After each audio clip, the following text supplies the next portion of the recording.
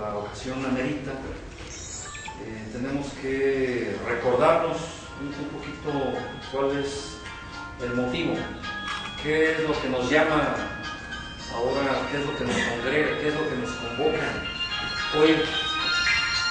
He escrito una pequeña reflexión acerca de este recuerdo que nos trae el día de hoy y me quiero permitir, con el permiso de ustedes desde luego, quiero permitir leérselos porque trataba de hablar de lo que esto significa para todos, lo que significa para quienes estamos congregados como comunidad, como gente interesada en aprender, pero también lo que significa para algunos de nosotros, como en mi caso, como indígena purépecha, lo que esto significa, el poder tener este acercamiento a nuestras raíces y tratar de descubrirnos el rostro.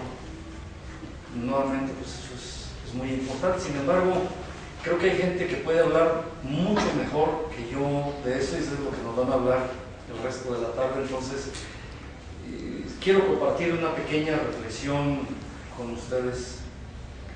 Hace exactamente 400 años se inició en este lugar la construcción de un colegio destinado a la educación de los indígenas, para catequizarlos, es decir, para persuadir a los recién invadidos para que consintieran en vivir bajo normas totalmente contrarias a la cultura de sus padres. Ese es este lugar donde estamos hoy, en el mismo lugar, 400 años después, bajo los auspicios de la Universidad Obrera de México, que nos abre cálidamente sus puertas y nos invita a sentirnos en nuestra casa. Se inicia una etapa de trabajo para volver la mirada hacia nuestras raíces, para recuperar nuestra identidad. Este es un momento de júbilo para la propia universidad y para todos los que nos reunimos aquí para celebrar el inicio del año en el calendario de Anáhuac. Recordemos que el calendario de Anáhuac fue creado en un contexto totalmente científico. Nuestros abuelos contaban con todas las herramientas necesarias para que así fuera. Eran matemáticos y astrónomos, científicos, claro que sí. Lo ejemplifica abundantemente el hecho de que el mundo le debe a Anáhuac, recordando unas líneas del propio Frank, el cero, el orden por posiciones, el pensamiento racional, la astronomía avanzada, la conciencia histórica y la toltequidad, o sea, el arte de vivir en armonía.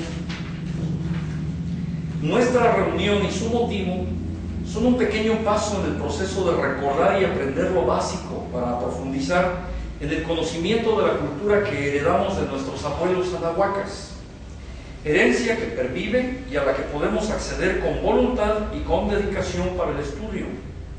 Es cierto que algunas bibliotecas fueron quemadas, pero solo algunas. Quedan muchos recursos que esperan a ser leídos e interpretados por esos estudiantes que tengan la capacidad de pensar por sí mismos y que estén dispuestos. Citando a Juan Cuidamolino, que estén dispuestos a poner en duda las cosas, a no aceptar doctrinas propias o ajenas, sin el riguroso escrutinio de la crítica, sin dejar pasar inadvertidas falacias, incoherencias o confusiones. Hurgar denodadamente en nuestra riqueza cultural es indispensable, porque ya ha sido demostrado que cuenta con el recurso para despertar el potencial del desarrollo humano que lo lleva a renovarse. Los toltecas le llamaban a la libertad xoxauqui, reverdecer, pues es la idea no era liberarse de algo, sino renovarse continuamente. Ese concepto se representó desde la época olmeca como un individuo al que le crece una planta en la cabeza, si no me equivoco. Espero citar bien. Como también renovarse completamente es el fin de la batalla florida y está simbolizado en el centro que armoniza lo que percibimos de la totalidad y la intención que hace trascender nuestra existencia, Quetzalcóatl mismo. Ese es el camino del tolteca. Y el tolteca inicia su camino cuando deja de creer, de afirmar o negar y descarta posturas. Cuando todo lo motiva a preguntar, duda de todo y da paso a la experiencia, a la verificación, a la comprobación. Solo entonces puede observar dentro de la existencia, porque se arriesga a investigar para vivir en lo maravilloso del misterio, de lo desconocido, para saber a través de la experiencia de ver y sentir la realidad. En esta búsqueda, pues, bienvenidos seamos todos, hermanos anahuacas, a la Universidad Obrera de México, a nuestra casa, a la casa de todos. Bienvenidos.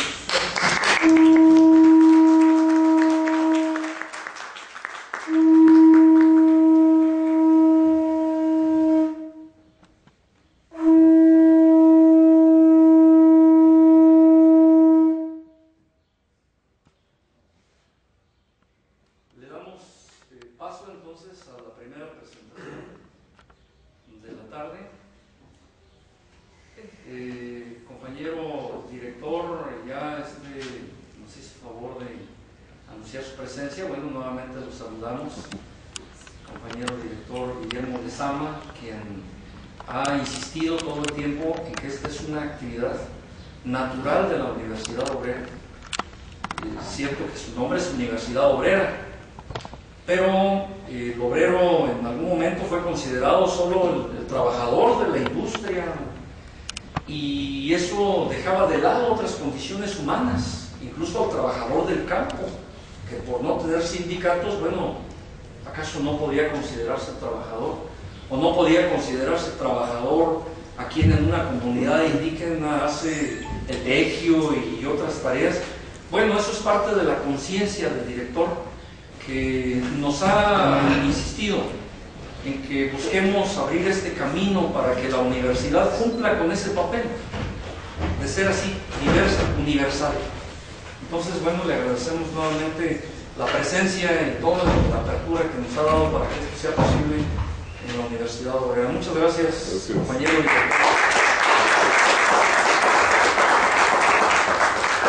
Señor director, ¿no querrá decir unas palabras el señor director? Creo que anda un poco más de la garganta y tiene un... Aquí dime al oído. No,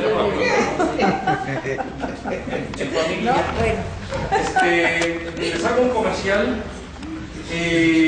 Tenemos afuera una exposición que se titula Visión Indígena de los Tiempos. Presenta Luis López, 70 años de pintor, 50 años de pintor, y es una interesante muestra que conviene que visitemos, pero además vamos a tener oportunidad de tener el recorrido el sábado, una conferencia y el recorrido para conocer a fondo la obra. Muchas gracias. Gracias. Bueno.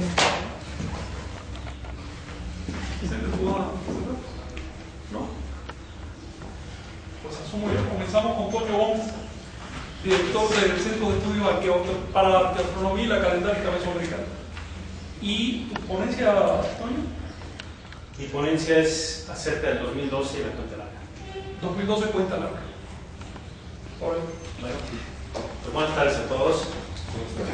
El objetivo de mi plática es hacer un poquito de la historia y recuento acerca de todo este fenómeno del 2012 y propuestas acerca de lo que viene siendo la cuenta larga.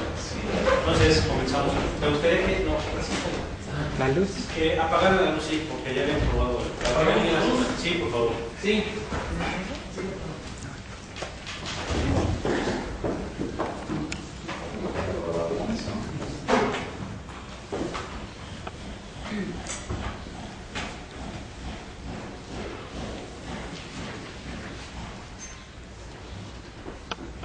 Un momento.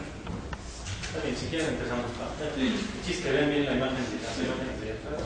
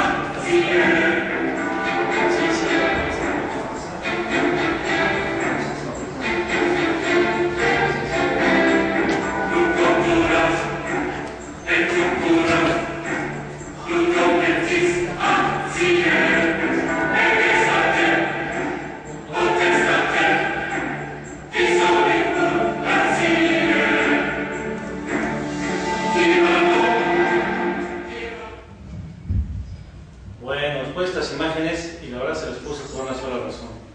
Como ustedes saben, ¿quién usa el micrófono o así está bien? Sí, bien, está bien. Bueno, como ustedes saben, el fenómeno social que ha habido atrás del 2012 se ha vuelto algo, creo que, inesperado. Cualquier persona que esté interesada en estos temas, supongo que si les preguntan, cuando escuchan hablar del 2012, lo primero que les viene a la mente es ¿y se va a acabar el mundo? Desafortunadamente así ha sido, pero bueno, por un lado es un fenómeno que vale la pena estudiar. Y por otro lado, bueno, ya lo que hay atrás de esto es lo que la cultura propia dijo de esto, que es donde nos vamos a meter. Vamos primero a analizar un poquito de dónde surgió esto, porque pues en lo personal lo he seguido muy de cerca desde que empezó todo esto, con un particular interés académico ante todo, pero bueno, las cosas se dieron al mismo tiempo, entonces es interesante el rumbo que ha tomado. Y por otro lado, si hago una aportación en cuanto a la contribución acerca del 2012 en la cuenta larga, y por último, analizar y tratar de rescatar un poquito cómo podemos aprovechar esto. Entonces, bueno, yo comienzo. Vamos a hacer un poquito la historia y el recuento de cómo sucedió todo esto. Yo me apoyo con mis apuntes. Listo. Bueno, José Argüelles es un artista México-norteamericano, es historiador del arte principalmente, que en los 80s hizo un movimiento, en los 90s, un fenómeno que él desarrolló que llamó el encantamiento del sueño. José Argüelles hizo un juego relacionado, bueno, más bien apoyado en el calendario Tzolk'in de los mayas, y creó un fenómeno global, hizo un fenómeno mundial alrededor de esto que tuvo mucho impacto. Él fue el primero que dijo la nave Tiempo-Tierra 2013.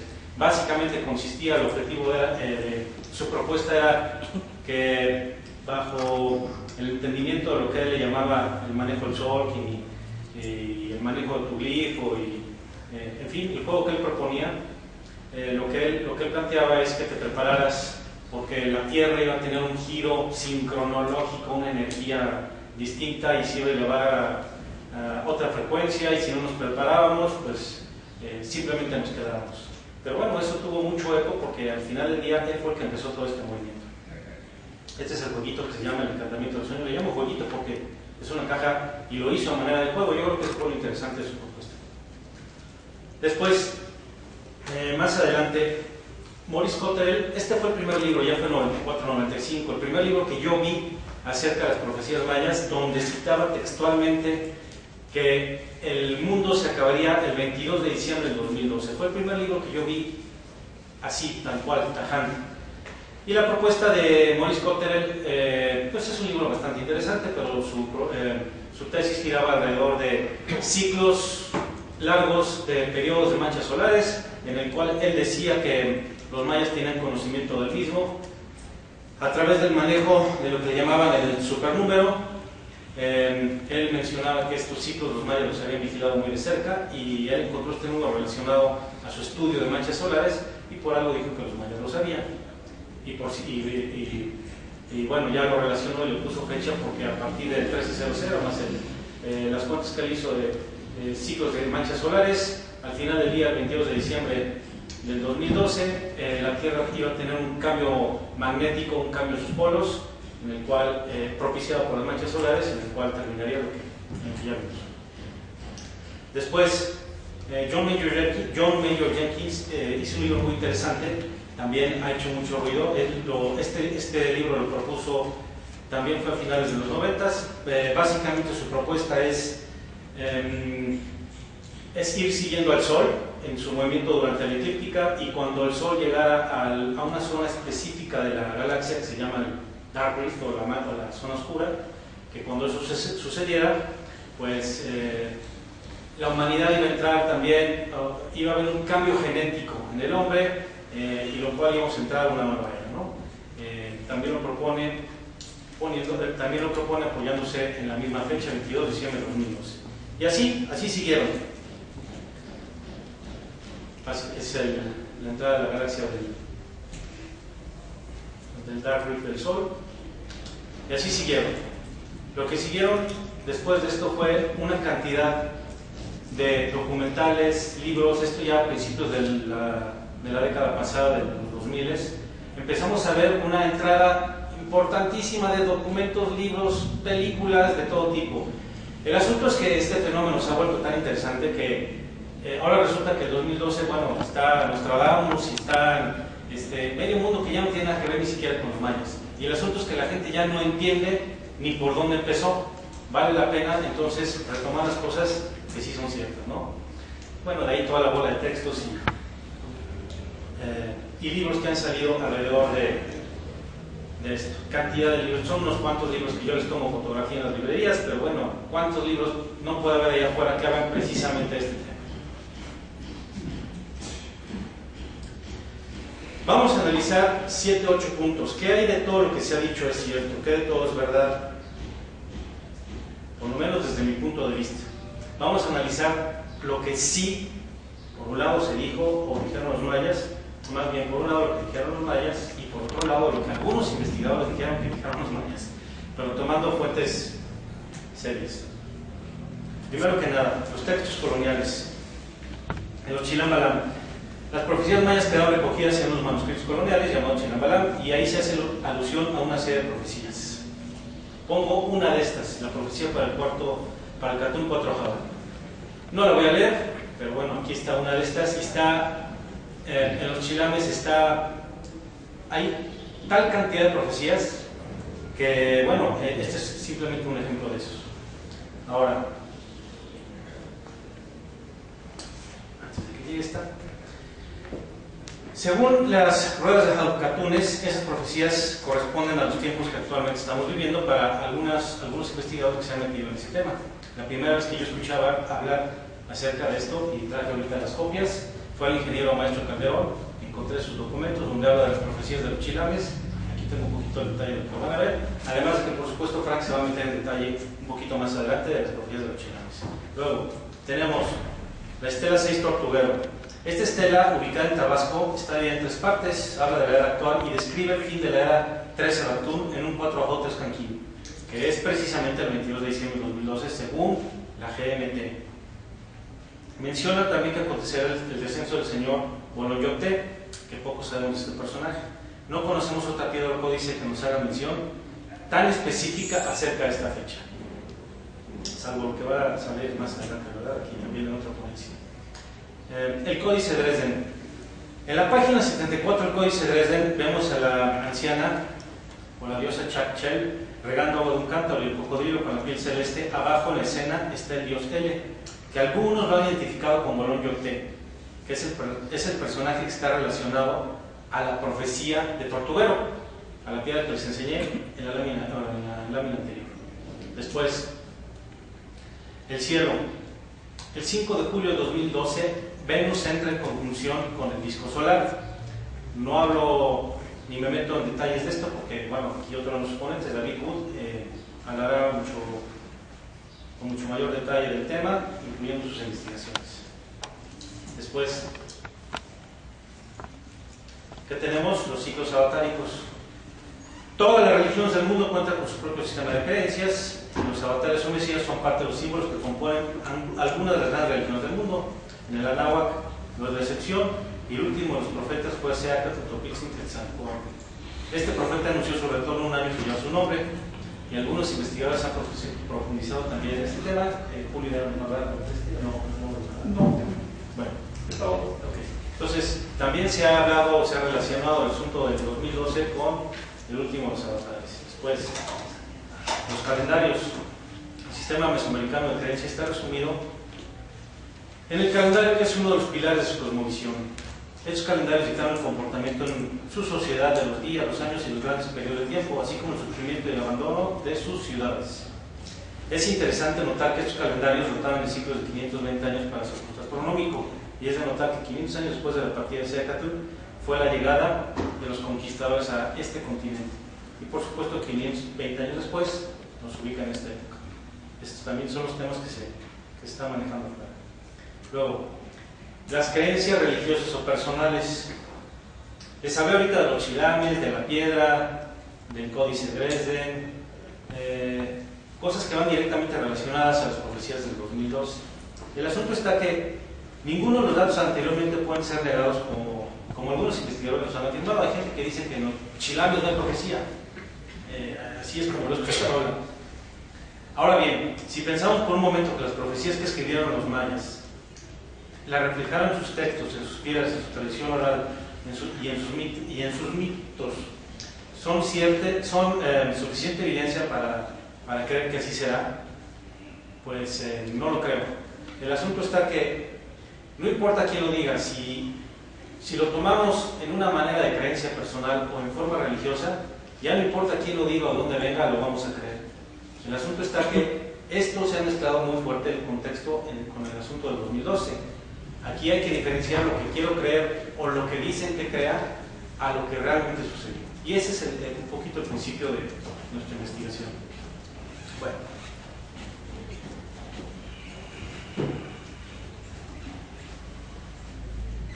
Bien. Pues vamos a la correlación. ¿Qué es una corrección sincronológica? Ese es el otro tema que va directamente relacionado al asunto del 2012. Muchas de las culturas tienen su propia fecha de arranque para sus propios calendarios. Para los mayas, el inicio del mundo actual fue creado en el 13000, el día fue trabajado en el mes 8 Q, que en nuestro calendario corresponde al 13 de agosto del 3113. La fecha 1300 de la cuenta larga es una progresión de 10 contados consecutivamente similar a como lo hacen nuestros astrónomos al contar en días julianos a partir del 1 de enero del 4114 a.C. Si la fecha 4-8 con Q supiéramos su día juliano, entonces sabríamos con certeza cuál sería su constante. Pero como no es así, eso es lo que varios investigadores o muchos han hecho a lo largo del tiempo, poner a través de diversos mecanismos tales como tablas astronómicas o el estudio de fuentes su propia constante. De ahí Spind en el 1924 con su constante, luego Thomson en el 35, así. Bueno, aquí estamos en una imagen del calendario gregoriano. Conozco aproximadamente unas 160 correlaciones. La mayor parte de la energía de los investigadores que deciden meterse a fondo al tema de los calendarios ha puesto mucha energía en demostrar el arranque de la cuenta larga. Y no nada más eso, sino también dando la fecha de inicio del año. Es un tema complejo, lo que sí es cierto es que la GMT, que es la correlación más aceptada entre los académicos, deriva de un calendario que dio inicio, bueno, de acuerdo a la GMT, que es la más aceptada, si tomamos en cuenta esta correlación, da inicio un 13 de agosto del 3114.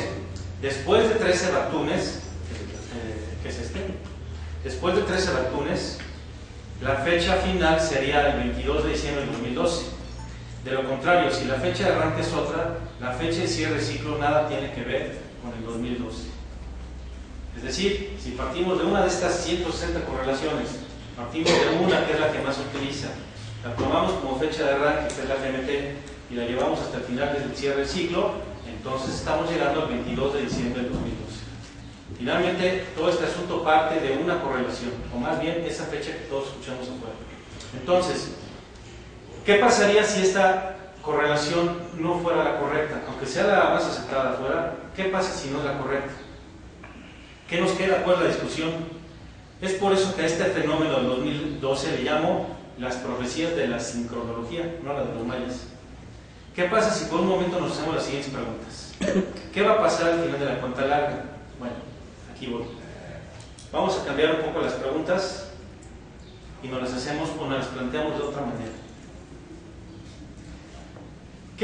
No qué va a pasar al final de la cuenta larga, sino qué hubo al inicio de la misma. Si el 2012 es correcto, o esta época, o esta era es correcta, entonces, ¿qué hubo al inicio? Para tratar de validar entonces el 2012 de otra manera, de otra perspectiva. Entonces, ¿qué pasa si validamos el 3100 para después entonces aceptar el 2012? Si el inicio de la cuenta larga es el 3100, ¿fue acaso un mito o un invento mesoamericano? Vamos a analizar qué sucedía en el mundo en el 3100 antes de Cristo. Estas fotos que voy a presentar ahora las tomé directamente de algunos museos. En esta específicamente es el Museo Británico de Londres, y por la misma curiosidad de lo que he estado siguiendo, tomé otras fotos de varios de los principales museos de algunos países, como el Louvre, el de Nueva York, en fin, donde están perfectamente bien acomodadas las piezas y las épocas. Esta específicamente las tomé de ahí. Aquí vemos otra, Mesopotamia, Siria, año 3000. Aquí vemos otra, hablando de Mesopotamia, el origen de las culturas y la escritura. Aquí vemos otra en otro museo, y habla del periodo entre 3100 y 2890, la unificación del Egipto Bajo y el Egipto Alto. Aquí lo pone muy claramente. Esta es una sala que está, creo que en el Museo del Louvre, y dice cómo en el 3100 da origen a una de las culturas más importantes, que todos sabemos cuál es ahí, la cultura de Egipto, la descripción de la misma. Este es otro museo, una foto de esos mismos carteles, el inicio de la escritura por parte de los mesopotámicos, igual en las mismas fechas, las primeras ciudades como se dieron alrededor de los 3000, el inicio del Kali Yuga por otro lado para los Vedas, en fin.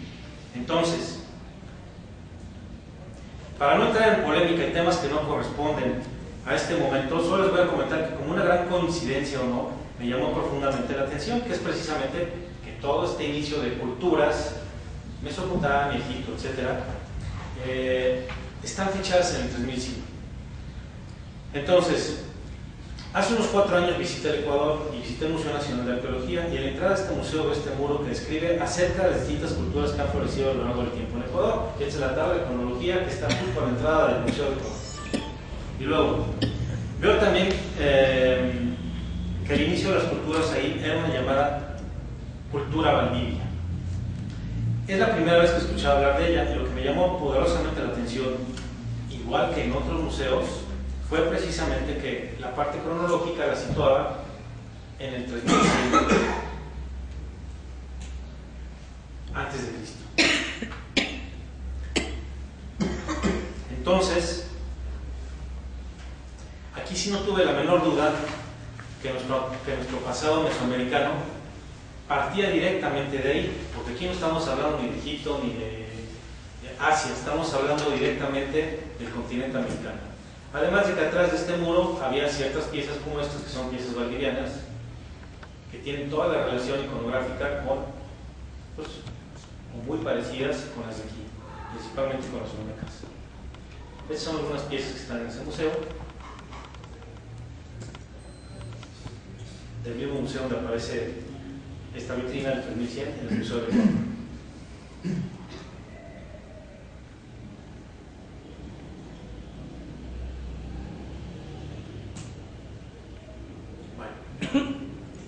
Repasemos, vamos a detenernos un momento y repasemos un poquito el contexto del hombre americano. El hombre americano tiene más de 30.000 años en el continente, pero ese no es el objeto de nuestro estudio. Aquí lo que nos interesa encontrar es el mítico 2012, por lo tanto son las culturas de la náhuatl los que nos interesan. La cultura olmeca, según la arqueología, no la podemos estirar más allá de 1800 años. Hasta ahorita, ¿no? Y cada vez se va más atrás, pero por ahorita no la podemos estirar más allá de 1800 años, por lo que respecta a nuestro territorio. Vamos a ver qué había pensado un olmeca acerca de las mismas preguntas que nos hacemos nosotros: ¿de dónde vengo? ¿Cuál es mi origen? ¿De dónde partí? Al inicio de mis investigaciones me di cuenta que no soy la primera persona que habla de los Valdivia como cultura detonante de Mesoamérica. Varios investigadores como Paul Rivet o el propio Piña Chan ya habían hecho mención de esto.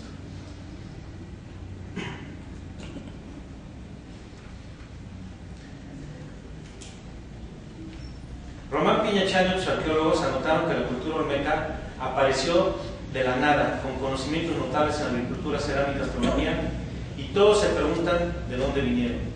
Piña Chan agrupa las primeras fases del inicio del formativo en Mesoamérica en lo que denomina el periodo olmecaldiano, y el segundo periodo desde el 1300 a 1000 como periodo olmeca teocrático.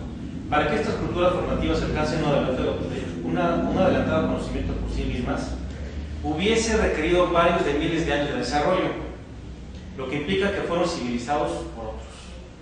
Ya que no existe evidencia en México de estos desarrollos, implica que fueron necesariamente civilizados por otros. Piña Chan propuso en el Congreso Americanista en Quito en 1982 que la única cultura en América que tenía todo ese conocimiento fue la Valdivia, y que por lo tanto fue esta la que tuvo que haber influenciado en el desarrollo de los olmecaldianos.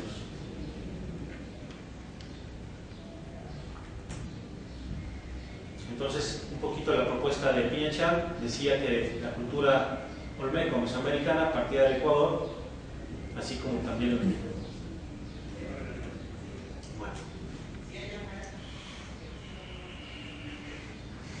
En la otra mitad del continente, los Andes, tiene una historia semejante a la nuestra y vemos cómo varios investigadores han propuesto el origen de las culturas andinas a Valdivia también.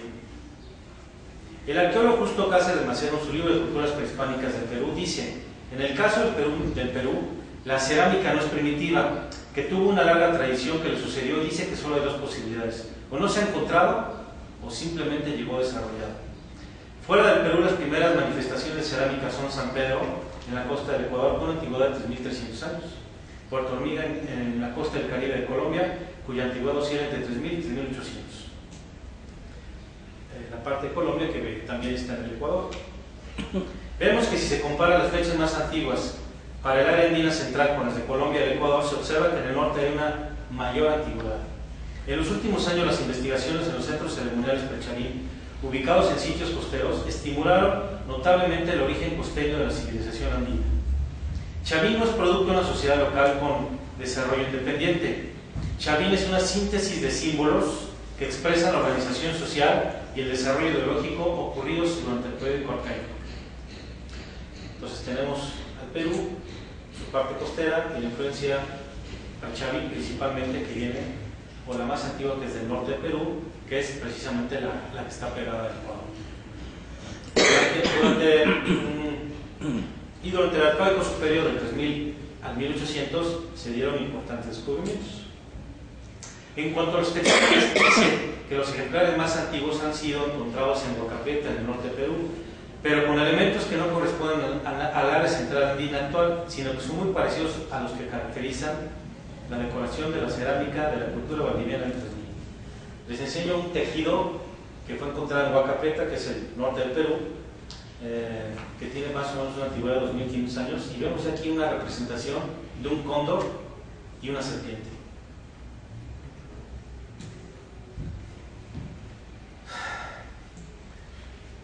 En esta época aparece la tradición religiosa que se le ha denominado Totosh.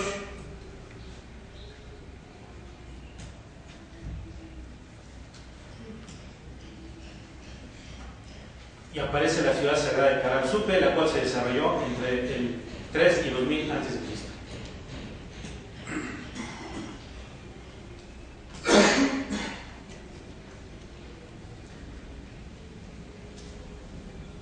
Bueno, como se puede ver, ocurrió una serie de cambios, reemplazos o innovaciones en la que se encuentra el germen de muchos de los elementos que caracterizan a la gran civilización andina. El comercio a gran distancia se incrementó notablemente, no solo contribuyó a la distribución de bienes, sino a la difusión de ideas. De este modo, el Spondylus del Ecuador llegó a las costas del Perú, y es aquí donde Jorge Marcos, en su libro Los pueblos navegantes, nos presenta su teoría. En Mesoamérica se encuentra así. En Mesoamérica se encuentra decorado de concha Spondylus,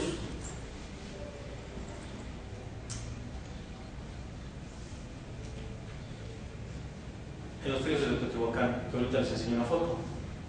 Desde el informativo temprano existe evidencia del establecimiento de por lo menos 5 redes de intercambios en el interior del área septentrional andina, así como el tráfico marítimo a larga distancia que parece haber llegado al centro de Mesoamérica. Figuras valdivianas, fríos teotihuacanos con conchas Spondylus. Bien, ¿quiénes fueron los Valdivia? O Valdivia, cultura madre de Olmeca. La cultura Valdivia fue redescubierta por Emilio Estrada y explorada por Betty Meyers, y pertenece a las costas del Ecuador, en la bahía de Santa Elena. Al inicio de estas investigaciones establecí contacto con una persona que se llama Alexander Hirst. Es geólogo de profesión, heredó la colección de su padre. Le hizo crecer a tal grado que es la colección más grande de objetos y piezas valdivianas en el Ecuador. En septiembre de hace 2 años participamos en el Congreso de Astronomía del Ecuador, donde presentamos parte de este trabajo, David Wood y un servidor, así como otras investigaciones relacionadas con lo que llamamos el origen de las culturas pájaro, jaguar, serpiente.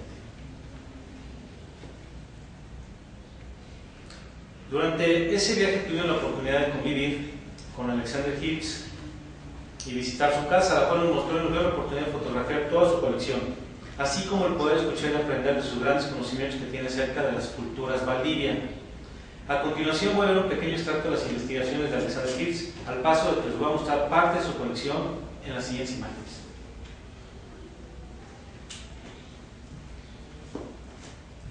Los cosmogramas, así es como los denomina Alex Hills. En 96 algunos agricultores encontraron accidentalmente un importante número de placas de piedra Valdivia con incisiones geométricas, además de con planchas y esculturas de piedra antropomórficas y ollas de cerámica con espectacular ornamentación, pertenecientes al cuarto periodo de la fase Piquihuá. Con este nuevo descubrimiento se evidencia el conocimiento astronómico que tuvieron los Valdivia, lo que les sitúa como los primeros en América que dejaron constancia guardada de sus conocimientos, y como antecesores de los Chavín en Perú, los Agustín en Colombia, los Olmeca en México y otras culturas indoamericanas relacionadas. En mi obra, basada en innumerables pruebas circunstanciales, propongo que los Valdivia fueron los que originaron los fundamentos y pilares de lo que parece haber sido posteriormente, y hasta la conquista española, una cosmología americana común, incluyendo los conceptos tales como arriba y abajo, la doble dualidad, inversión, conjunción, alternancia, simetría opuesta, obligación recíproca, el sistema social patrilineal y matrilineal, equilibrado en la dualidad hombre-mujer en el mundo de aquí, reflejando el equilibrio del sol y la luna en el mundo de arriba. Les estoy leyendo textualmente un pedacito del trabajo de Alex Hills, por supuesto, ya que estamos viendo las piezas de su casa. También originaron los arquetipos relativos al mundo de los muertos y los alter ego del chamán, la cuatripartición del espacio, el concepto de la huaca, el dios andrógeno Viracocha, los cultos al maíz, al agua, a la víbala del Spondylus y el caracol Strombus, y las prácticas religiosas de los Valdivia y posteriormente en toda Indoamérica. Parece que la muy avanzada civilización de Valdivia se dispersó alrededor del 1500 a.C. Yo aquí hago un paréntesis y propongo que esta es una de las primeras, más bien, que es la primera de los modelos de ciclos de abandono que se repiten en Mesoamérica a lo largo del tiempo. Por lo que si seguimos buscando la desaparición de los mayas, estoy seguro que es más fácil encontrar respuestas en los patrones de comportamiento que caracterizan a las culturas pájaro, jaguar, serpiente. Es decir, así como los mayas, teotihuacanos, etc., los Valdivia fue la primera cultura que tuvo su ciclo de inicio y desaparición provocada. Y, bueno, continúo. La mayoría de los desarrollos se perdieron en su propio territorio, pero aparecen en otras partes de América. Misioneros a lo largo de sus rutas de comercio del Spondylus, la mayoría por mar, a todos los confines de América. Propongo que en las edades del mundo, soles, según la cosmogonía andina y mesoamericana, el tercer sol del mundo pudo haber comenzado con la llegada de los astrónomos Valdivia a sus territorios.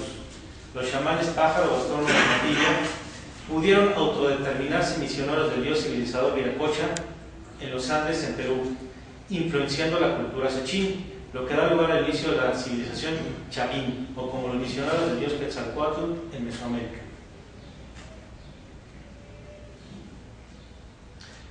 Influenciando o creando la cultura mocaya y por lo tanto estableciendo las raíces de la posterior cultura olmeca.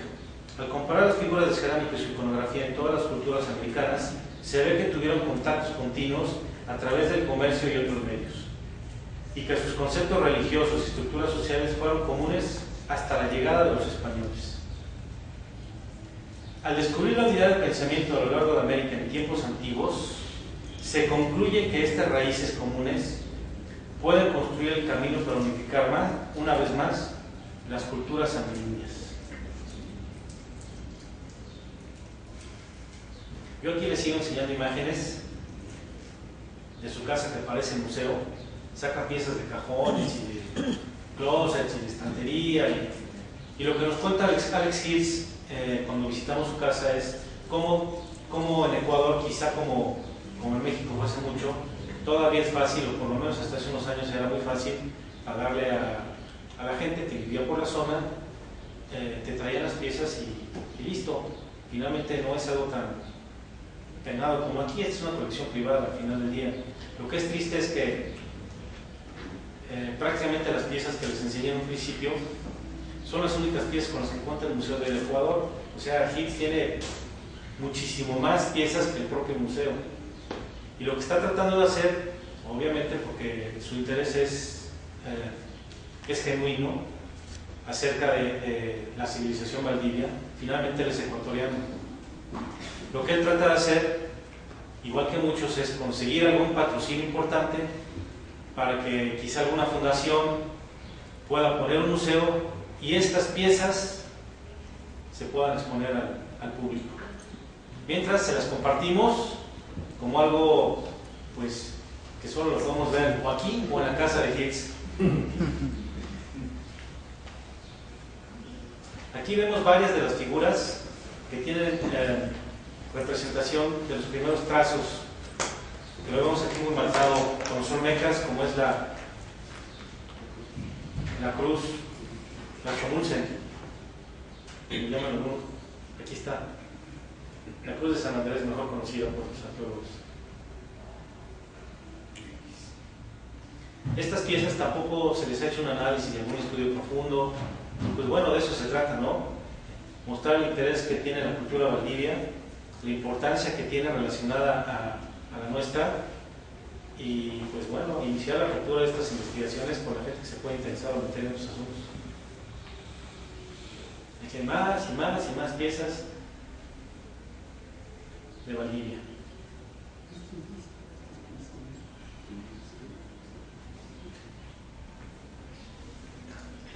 Bueno, es el volcán del Ecuador.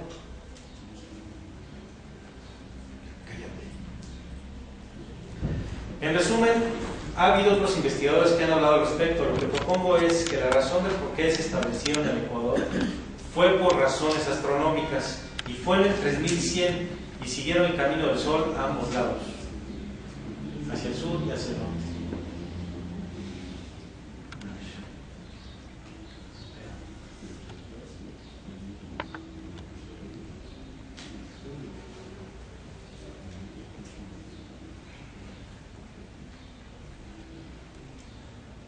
Valdivia 3100, origen de la cultura anahuaca y andina. La propuesta básicamente, y relacionándola un poquito a nuestro campo de estudio de la astronomía, ¿por qué razón la cultura más ancestral que estamos ligada o que está ligada a nosotros se pudo haber establecido al Ecuador? Yo creo que la respuesta más obvia, más simple es precisamente porque si tu propuesta cultural va ligada al cielo, principalmente, el punto cero es el Ecuador. Y de ahí, ya que estás establecido en el Ecuador y sigues el camino del Sol hacia ambos lados, empiezas a dejar o desarrollar cultura. Y esa básicamente es la idea de por qué, según los mitos mesoamericanos, y nuestra cultura inició en 3100 a.C., a la cual de este lado llamamos que es parte de esos mitos, con esta serie de imágenes o con esta propuesta tratamos de demostrar cómo no es un mito en sí, sino es histórico.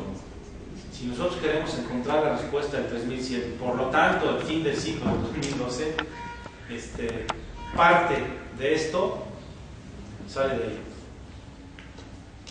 Bueno, aquí ya me meto a un asunto que me voy a meter ahorita acerca de los mitos, porque es muy interesante analizar los mitos mesoamericanos como los mitos andinos, que son similares en cierta forma.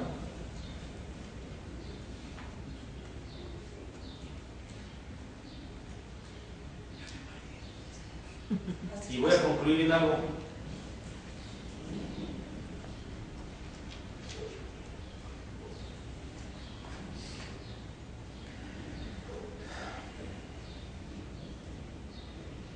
Hablar de las profecías es una gran oportunidad para hablar de las culturas mesoamericanas, que fue donde empezamos en un inicio. Este tema del 2012 es una gran oportunidad para todos de hablar de las culturas mesoamericanas, de su astronomía, de su filosofía, de lo que tuvieron en común, de su grandeza, y no nada más de sus sacrificios para luz y tablero, lo que se repite siempre. Es una gran oportunidad para acercar más a los curiosos y compartir su grandeza. Es una gran oportunidad que está viviendo el rescate en las culturas ancestrales. Como mera coincidencia estamos por ver el resultado, ahorita de la apertura del túnel Teotihuacano. Eso es interesante para quien ha seguido la exploración del túnel Teotihuacano y cómo precisamente se va a dar a luz, precisamente en el 2012, después de que lleva pues casi más de 1500 años ahí, sin ser destapado. Luego, cuando vemos por otro lado la evolución de las especies y la época que nos ha tocado vivir, ahorita con el mapeo del genoma humano, los aceleradores de partículas, la proyección tan acelerada que lleva la tecnología, a mí no me cabe duda que el mundo que conocíamos antes, o más bien el mundo que entendíamos antes y ahora por el progreso acelerado que la tecnología nos está permitiendo entrar a un mundo que no conocíamos, estamos en ese cambio o en esa curva, como lo dice Enrique Escabot, que es un investigador mexicano. Finalmente dice que como homínido estamos ahorita teniendo la oportunidad, o más bien vamos a ver el cambio o el salto hacia un nuevo homínido que él llama Homo evolutis. Es precisamente un homínido que va a tener control de su propia especie y de su propia evolución, por los adelantos que estamos encontrando en genética y lo demás. Entonces, yo lo que quiero decir aquí al final del día es, si de alguna forma, en mi caso, ya es un asunto personal, le doy o le damos la razón a los mayas de que el fin del mundo es en esta era, yo coincido plenamente, ya que el mundo que teníamos antes y hacia el que vamos va a ser completamente distinto.